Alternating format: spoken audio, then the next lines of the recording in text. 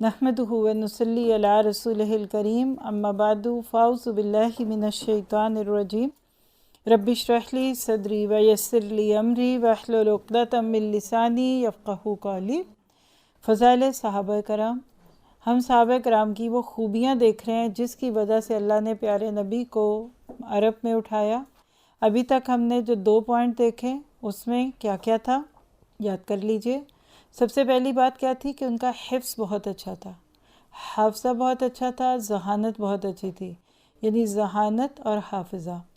پھر دوسرا پوائنٹ ہم نے دیکھا تھا اسے لاسٹ کلاس میں، سخت جانی اور قوت برداشت تھی، اور ہم نے سیکھا تھا کہ ہم نے اپنے بچوں کو بہت آرام کوش نہیں بنانا، لگژریس لائف کا عادی نہیں بنانا، ورنہ وہ اس مقصد سے دور ہو جائیں گے جس کے لیے اللہ تعالیٰ نے امت مسلمہ کو پیدا کیا۔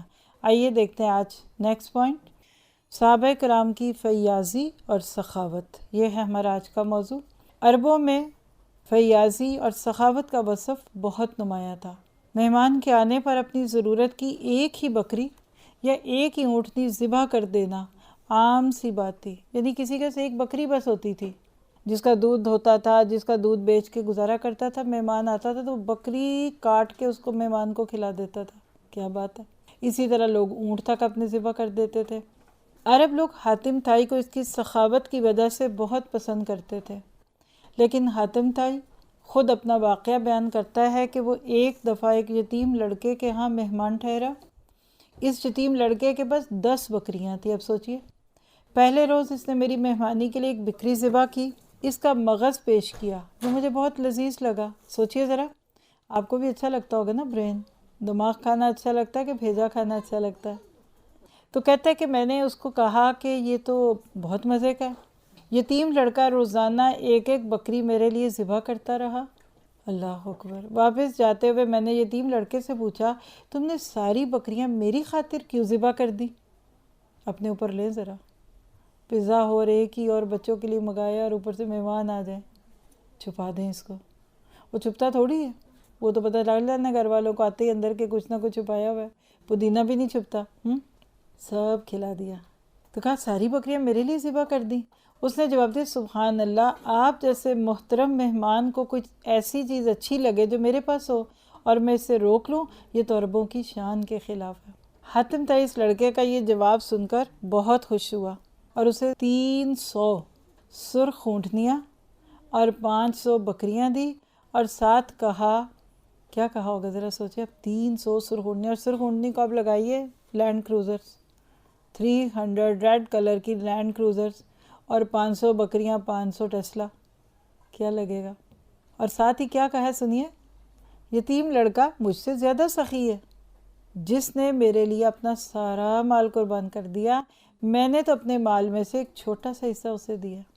یعنی اس نے اگر 300 دیے تو ہو سکتا ہے اس کے پاس 40,000 اور بھی ہوں، تو اس کے پاس تو صرف یہی تھا۔ سبحان اللہ۔ اور اسلام قبول کرنے کے بعد انصار مدینہ نے جس طرح مہاجرین کے ساتھ فیاضی اور دریا دلی کا معاملہ کیا، تاریخ میں اس کی مثال نہیں ملتی۔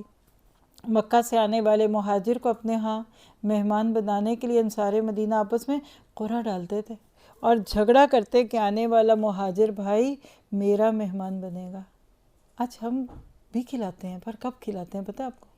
جب ہمارا نام ہوتا ہے، شادیوں میں 10 کھانے، 500 لوگ، 1000 بندہ، تاکہ واہ واہ ہو جائے۔ کھلاتے ہیں، ویسے بھی کھلاتے ہیں، ہمارے کلچر میں تو ماشاءاللہ کھلانے کا رواج ہے، لیکن یہ کہ ہر ایک نہیں کھلاتا، یہ بھی یاد رکھیں۔ خود ہمیں کھانے میں اپنا نہیں چبھتا، کھلانے کا چبھتا۔ کبھی کسی نے اپنے بچے سے کہا کہ تم نے کتنے کا دودھ پی لیا آج تک زندگی میں؟ کوئی میاں اپنی بیوی سے کہ 10 سال میں تم کتنے لاکھوں کا گوشت کھا گئی ہو؟ کتنا معیوب لگتا ہے۔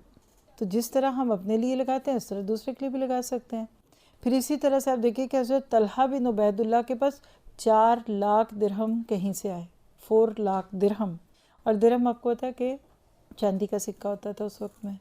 اسی روز سارے درہم مسکینوں میں تقسیم کر دیے۔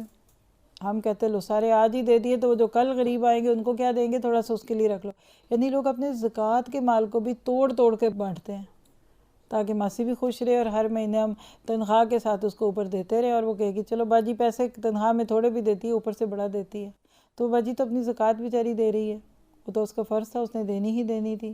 اسی طرح گورنر خمس حضرت سعید بن عامر اپنی ساری تنخواہ مسکینوں میں تقسیم کر دیتے تھے۔ حضرت عمر رضی اللہ عنہ کو معلوم ہوا تو حضرت سعید رضی اللہ عنہ کو ذاتی ضروریات پوری کرنے کے لیے الگ درہموں کی ایک تھیلی ارسال کی۔ حضرت سعید نے وہ درہم بھی اگلے روز مجاہدین میں تقسیم کر دیے۔ آج آپ کے ہسبینڈ یہ کرے نا، ساری تنخواہ جو ملی چیک کر بھیج دیا غزہ میں، کیا کریں گے؟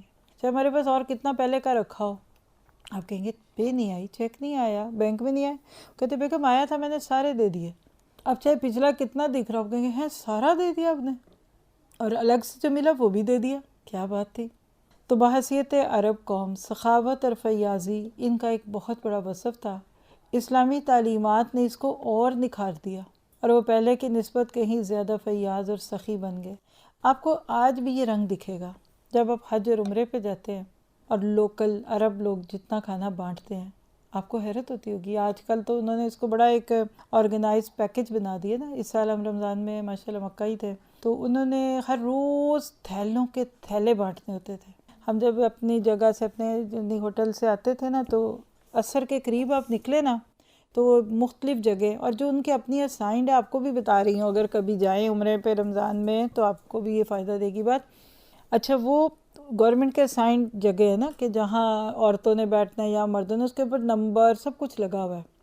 ان کی فرسٹ پرائرٹی کیا ہوتی ہے کہ ان علاقوں کے اندر بیٹھے ہوئے لوگوں کو دیں، یعنی جو لوگ ظہر سے آ کے بیٹھ جاتے ہیں، اندر حرم میں جگہ ہیں، چھت پہ ہیں، نیچے ادھر، وہ تقریباً عصر سے پہلے ہی ٹرکوں میں سے سامان اتار کے بڑے بڑے جیسے ٹرانسپیرنٹ بیگز ہوتے ہیں اور ان کے اندر پیکیجز بنے ہوتے ہیں، وجبہ لکھا ہوتا ہے، وجبہ فوڈ پیکٹ کو کہتے ہیں نا، ایک جوس ہے، کھجورے ہیں، کوئی ان کا مفن ٹائپ، کوئی ایک بریڈ ٹائپ، پتہ ہے اتنا فلر ہوتا ہے کہ جو لوگ اندر بیٹھے ہیں نا وہ وہاں بیٹھ کے تو تراویح پڑھ کے ہی نکلیں تاکہ بعد میں جا کے کھائیں، تو بہت آرام سے ہوتا ہے۔ لوگ رستوں میں ان سے چھینتے مانگتے نہیں۔ وہ عصر کی نماز کے بعد سارا اپنے وہ جو سائن جگہ ہوتی ہے نا، تو اس کے قریب رکھ کے بیٹھ جاتے ہیں کہ یہاں ادھر بانٹنے، ان کے اپنے ورکرز بھی نہیں دیتے۔ این جب مغرب کے اندر کوئی 20-25 منٹ رہتے ہیں نا، پھر وہ بانٹتے ہیں، اور ہر ایک کو وہ ایسے کھلاتے ہیں جیسے کوئی گھر ہے مہمان کو کھلاتے ہیں۔ ایک دن مجھے موقع مل گیا، کسی کے ساتھ تھی، تو حرم میں اندر فرسٹ فلور پہ ہی ایک عورتوں کا سائنڈ ایریا تھا، تو ہم وہاں بیٹھ گئے، کچھ بھی نہیں تھا اس وقت پاس، بس بیٹھ گئے کہ بالکل وہاں سے سامنے سیم فلور پہ تھے، حرم دکھ رہا تھا۔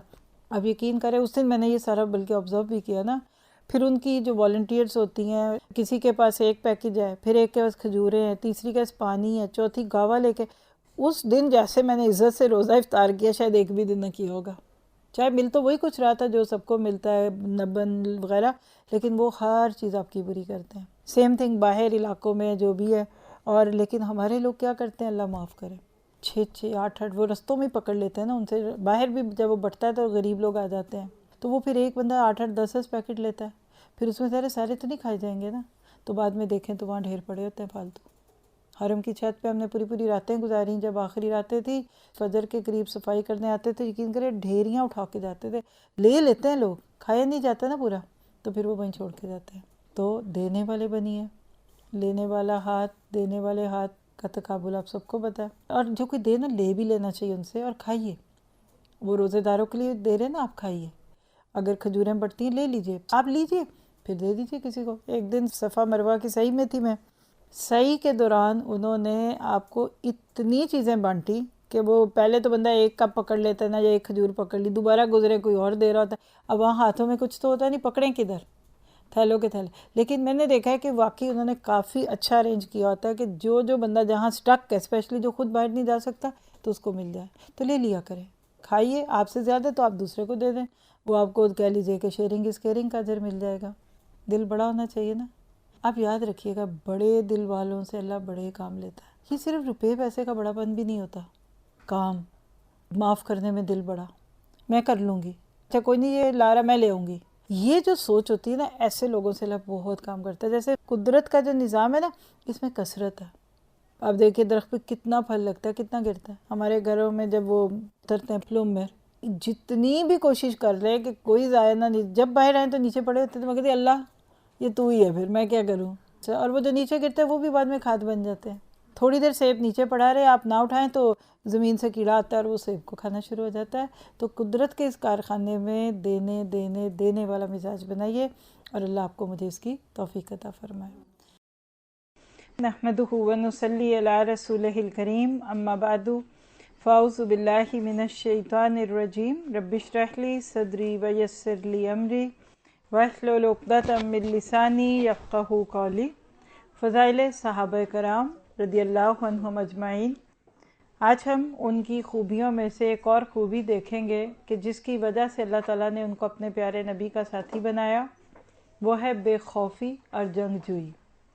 اب سے پیچھے ہم دیکھ چکے کہ صحابہ کرام بہت ذہین تھے۔ صحابہ سے مراد وہی ہے کہ وہاں کے لوگ جن میں سے پھر اللہ نے ان کو چنا، اور اسی طرح سے ان کا حافظہ بہت تیز تھا۔ انسانوں کے ساتھ ساتھ جانوروں کے بھی نسب وہ یاد رکھ لیا کرتے تھے۔ ان کی خواتین کا بھی بہت ہی اچھا حافظہ تھا اور یاد دہانی کرواتی تھیں۔ حافظہ تو ایسے ہماری عورتوں کا بھی بڑا اچھا ہے، بھولتی تو نہیں ہے۔ ساس نے پہلے دن ہی کام لگا لیا تھا، 20 سال بھی گزر جائیں گے تو یاد رہتی ہیں چیزیں۔ پھر دوسرا ہم نے دیکھا تھا سخت جانی اور قوت برداشت، ان کی بہت سخت جان تھے، اور اللہ کو اپنے راستوں میں ایسے ہی مضبوط لوگوں کی ضرورت ہوتی ہے۔ تیسرا ہم نے ان کا عمل دیکھا تھا کہ فیاضی اور سخاوت تھی، بہت جنرس تھے، کھلے دل والے تھے، کھلے ہاتھوں والے تھے۔ اور اس کے بعد آج ہم دیکھیں گے بے خوفی اور جنگجوئی تھی۔ عرب لوگ فطری طور پر بہت نڈر، بہادر اور جنگجو تھے۔ محض ایک اونٹنی کے قتل پر 2 قبیلوں بنی بکر اور بنی سلب میں 40 سال تک جنگ ہوتی رہی۔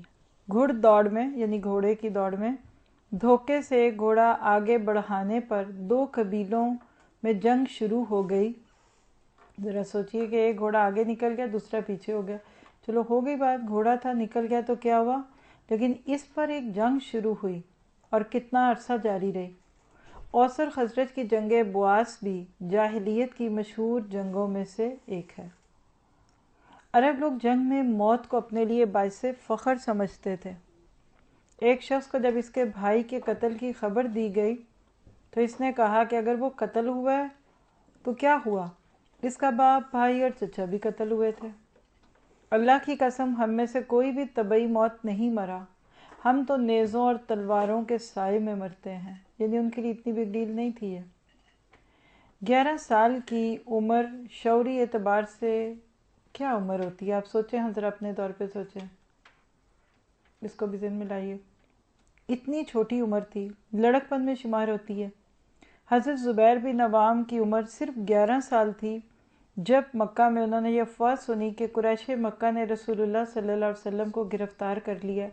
اسی وقت اپنی تلوار میان سے نکالی، ننگی تلوار لے کر اس عزم سے نکلے کہ جس نے رسول اللہ صلی اللہ علیہ وسلم کو گرفتار کیا ہے اسے قتل کر دوں گا یا خود اس کے ہاتھوں قتل ہو جاؤں گا۔ تلاش کرتے کرتے نبی اکرم صلی اللہ علیہ وسلم کی خدمت میں جا پہنچے۔ نبی اکرم صلی اللہ علیہ وسلم نے سبب دریافت فرمایا۔ جواب سن کر رسول اللہ مسرور ہوئے اور حضرت زبیر رضی اللہ عنہ کے لیے دعائے خیر فرمائی۔ بیعت عقبہ ثانی کے موقع پر حضرت برا بن معرور کے یہ الفاظ قابل غور ہیں: اے اللہ کے رسول صلی اللہ علیہ وسلم، ہم سے بیعت لیجئے۔ اللہ کی قسم ہم جنگ کے بیٹے ہیں، ہتھیار ہمارا کھلونا ہے اور باپ دادا سے ہماری روایت یہی چلی آ رہی ہے۔ بلا شبہ اسلام سے قبل عربوں کی یہ بہادری اور جنگجوئی زیادہ تر بگاڑ اور فساد کا باعث تھی، لیکن وہی لوگ جب دائرہ اسلام میں داخل ہوئے اور انہیں جنگ کے آداب اور قواعد و ضوابط بتا دیے گئے تو ان کے یہی اوصاف دنیا میں عدل اور انصاف اور امن و امان قائم کرنے کا باعث بنے۔ کیا سمجھ آئی؟ آج ہمارے تربیت کے انداز میں یہ بہت بڑا جھول ہے، اسی لیے ذرا سی کوئی بات ایسی سنتے ہیں تو ہمارا ایک دم دل دھڑکنا شروع ہو جاتا ہے۔ دیکھیے، ایک بنیادی بات سمجھ لیجیے، بندہ مومن کو یہ یقین ہے کہ موت اپنے وقت پہ آنی ہے، پہلی بات ہے۔ دوسری بات یہ کہ وہ جینے سے زیادہ مرنے کا منتظر ہوتا ہے۔ کیوں؟ اس کو پتہ اللہ نے وہاں میرے لیے بہت کچھ تیار کیا۔ اور تیسرا اصول یاد رکھیے کہ اللہ کے راستے کی موت جس کو نصیب ہو جائے اس کی تو زندگی بن گئی۔ وَلَا تَقُولُوا لِمَن يُقْتَلُ فِي سَبِيلِ اللَّهِ أَمْوَاتٌ بَلْ أَحْيَاءٌ۔ چوتھی بات یاد رکھیے، جس کو جنت اور جنت کی نعمتوں کی ذرا سی بھنک بھی لگ جائے نا کہ اللہ نے اس کے لیے کیا تیار کیا، اس کا دل اس دنیا میں نہیں لگتا۔ اور پانچویں بات بھی یاد رکھنی ہے تو یاد رکھے، مومن اس دنیا میں اس پرندے کی طرح ہوتا ہے جس کو پنجرے میں بند کر دیا ہو۔ یہ زندگی کا پنجرہ ہوتا ہے، موت کی صورت میں وہ پنجرہ کھلتا ہے اور یا ایتھا النفس المطمئنہ ارجعی الی ربک راضیۃ مرضیہ کی صورت میں مومن کی روح پرواز کر جاتی ہے اور پھر اوپر آسمانوں میں فادخلی فی عبادی وادخلی جنتی، آ جاؤ میرے بندوں میں داخل ہو جاؤ، میری جنتوں میں داخل ہو جاؤ۔ یہ بہت ضروری ہے۔ بچوں کو شروع سے بہادر بنائیں، موت کا ڈر ان کے دل سے نکال دیجئے، اللہ کے راستے کی شہادت کی دعائیں اپنے بچوں کو سکھائیے اور جنت کا خواب دکھائیے۔ اس دنیا میں دل ہی نہیں لگے گا۔ ہم نے سارے خواب، سپنے اور ارمان تو دنیا کے دکھائے، لفظ موت کے ساتھ تمہارا بی پی لو ہو جاتا ہے، گھبراہٹ ہونے لگتی ہے، جنگ کے ساتھ تمہارا کلیجہ اچھل کے باہر آنے لگتا ہے۔ جو بچ جاتے تھے وہ جنگوں میں سے بھی بچ کے آتے تھے۔ خود نبی صلی اللہ علیہ وسلم کو دیکھیے، کتنی جنگیں کی، کتنے غزوات کیے، اپنے گھر بستر میں موت دی اللہ نے۔ حضرت خالد بن ولید جب بستر مرگ پہ تھے تو ان کے جسم کا کوئی حصہ ایسا نہیں تھا جو زخموں سے خالی ہو، جسم میں کئی زخم لگے، ٹھیک ہو گئے، اور اپنے بستر پہ مرنے پہ تف کر رہے تھے، کہتے تھے دیکھو ساری زندگی میدان جنگ میں گزاری ہے اور گھوڑے کی طرح اپنے بستر پہ مر رہا ہوں۔ یعنی ان کو خوشی نہیں تھی، ان کی تمنا تھی کہ میں اللہ کے راستے میں جاؤں۔ ایک اور صحابی تھے تو وہ جب گھر سے نکلتے تھے جنگ کے لیے تو ایک سرخ پٹکا باندھ لیتے تھے، کہتے تھے یہ میں نے کفن باندھ لی ہے۔ کئی صحابہ کفن باندھ کے جاتے ہوتے تھے، تو پھر ان کے لیے وہ کوئی اتنا بگ ایشو بھی نہیں تھا۔ موت اپنے وقت پہ آئے گی۔ جہاز گرتا ہے تو 200-300 لوگ مر جاتے ہیں نا، کبھی کسی نے جہازوں پہ سفر کرنا نہیں چھوڑا۔ ایک کشتی ڈوب جائے تو کئی ہزار بندہ ڈوب جاتا ہے، لوگ کشتیوں میں پھر بھی جاتے ہیں۔ یہ جو روز آپ اور میں گاڑیوں میں ادھر سے ادھر سے آتے ہیں، کتنے خطروں میں سے گزرتے ہیں۔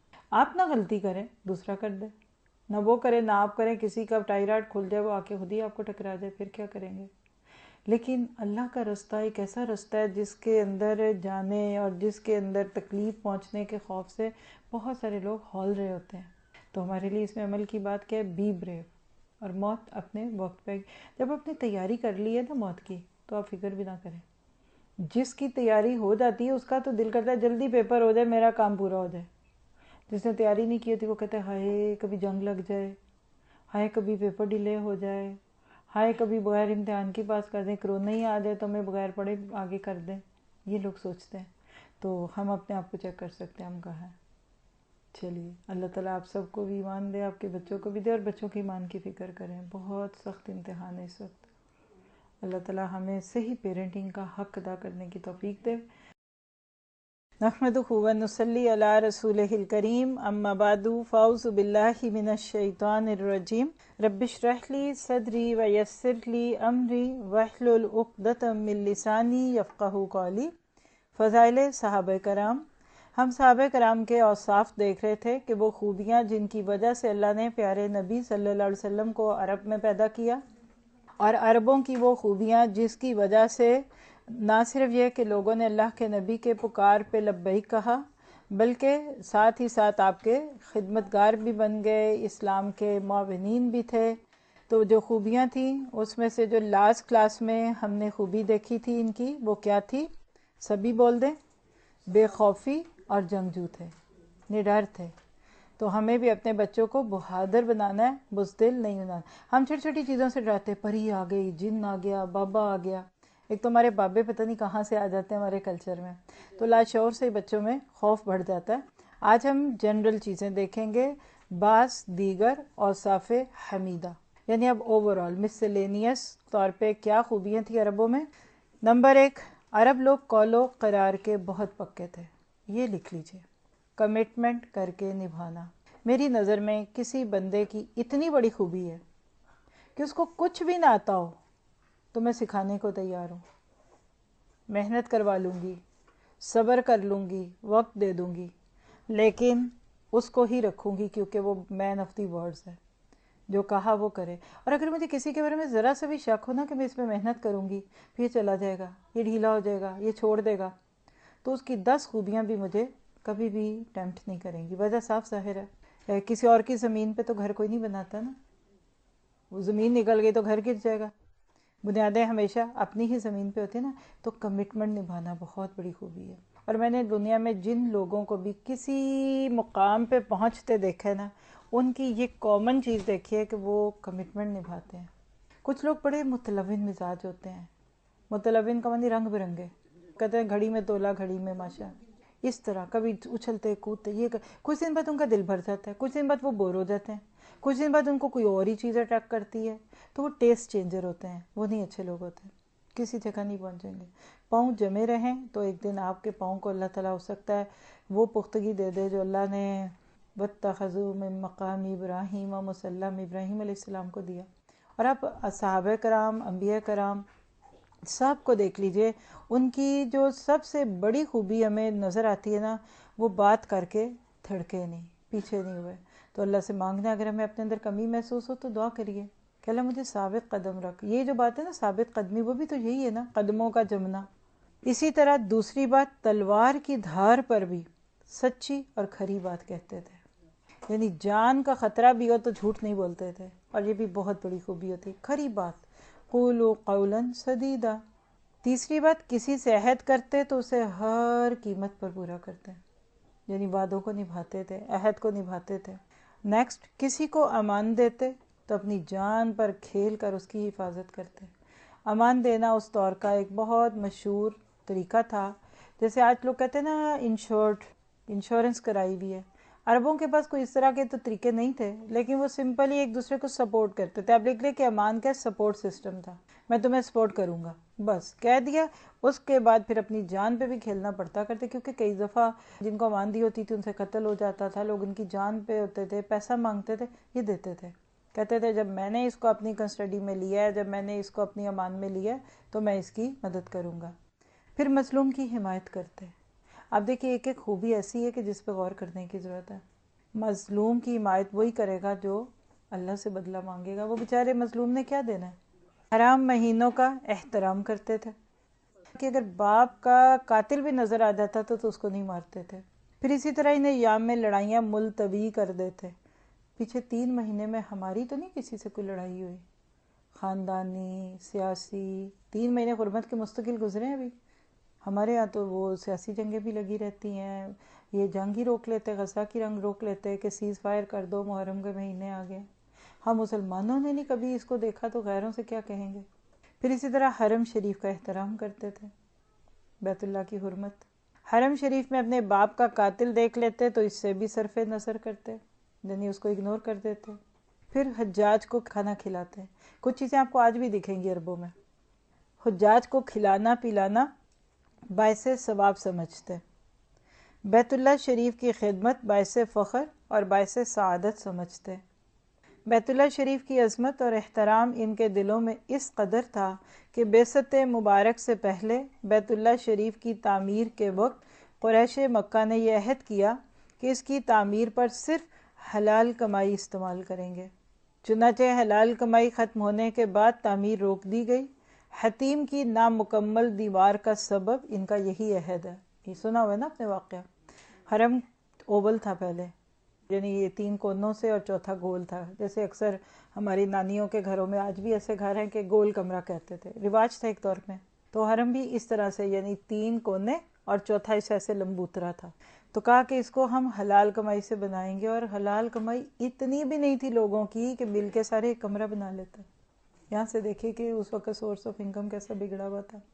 تو اس کی دیواریں چھوٹی رکھ دی، اور آج تک وہ چھوٹی ہیں کیونکہ وہ پھر چھوڑ دیا۔ اللہ نے ان لوگوں کو موقع دینا تھا جو اندر نہیں جا سکتے، وہ باہیں پڑھ کے خوش ہو لیں، تو وہ آج بھی دیوار ویسے ہی ہے۔ عرب قوم کے یہ وہ اوصاف حمیدہ اور اخلاق فاضلہ تھے جن کی وجہ سے اللہ تعالیٰ نے پوری دنیا کی اقوام میں سے عرب قوم کو چنا، اور عرب قوم میں سے رسول اکرم صلی اللہ علیہ وسلم کی معاونت اور نصرت کے لیے صحابہ کرام رضی اللہ عنہم کو چنا، اور یوں اللہ تعالیٰ نے انبیاء کرام سے حضرت محمد رسول اللہ صلی اللہ علیہ وسلم پر ایمان لانے اور ان کی نصرت کرنے کا جو عہد لیا تھا، اور یہ عہد کہاں ہے؟ سورۃ آل عمران آیت 81 ہے۔ وَإِذْ أَخَذَ اللَّهُ مِيثَاقَ النَّبِيِّينَ لَمَا آتَيْتُكُم مِّن كِتَابٍ وَحِكْمَةٍ ثُمَّ جَاءَكُمْ رَسُولٌ مُصَدِّقٌ لِّمَا مَعَكُمْ لَتُؤْمِنُنَّ بِهِ وَلَتَنصُرُنَّهُ قال اقررتم واخذتم على ذلكم مصری قالوا اقررنا قال فاشهدوا وانا معكم من الشاہدین۔ اللہ تعالیٰ نے انبیاء کرام سے عہد لیا تھا کہ میں تمہیں کتاب اور حکمت عطا کر رہا ہوں، تمہارے بعد اگر کوئی دوسرا رسول، مراد کون تھے؟ محمد صلی اللہ علیہ وسلم، اسی تعلیم کی تصدیق کرتا ہو تو تمہیں اس پر ایمان لانا ہوگا اور اس کی مدد کرنا ہوگی۔ اللہ تعالیٰ نے پوچھا کیا تم اس کا اقرار کرتے ہو؟ تو انہوں نے جواب دیا ہم اقرار کرتے ہیں۔ اللہ تعالیٰ نے ارشاد فرمایا اچھا گواہ رہو اور میں بھی تمہارے ساتھ گواہ ہوں۔ تو کیا پتہ چلا کہ جیسے اللہ نے اپنی ربوبیت کا عہد ہم سب کی روحوں سے لیا نا، ایسے پچھلے انبیاء کرام سے یہ وعدہ لیا تھا کہ اگر تمہاری زندگی میں محمد صلی اللہ علیہ وسلم آ جائیں گے تو تم اپنی نبوت چھوڑ کر ان کے فالوور بن جاؤ گے۔ اور سارے نبیوں نے اسی کے اوپر اللہ تعالیٰ کے حکم سے عمل بھی کیا، اور یہ ہے وہ آیت جس کی وجہ سے آج کے یہود اور نصارہ کو مسلمان ہونا پڑے گا۔ ان کے نبیوں نے ان کو بھی اپنی زندگی میں پھر یہی حکم دیا تھا کہ اگر ہمارے بعد تمہاری زندگی میں محمد نام کا ایک شخص آ جائے صلی اللہ علیہ وسلم تو تم نے اس کو ماننا ہے۔ آج لوگ کہتے ہیں نا تورات اور انجیل پہ وہ عمل تو کر رہے ہیں نا، تو پھر وہ تو اہل کتاب ہوئے، وہ اگر اپنی تورات اور انجیل پہ عمل کر رہے ہیں نا تو ان کو مسلمان ہونا پڑے گا۔ بات واضح ہے۔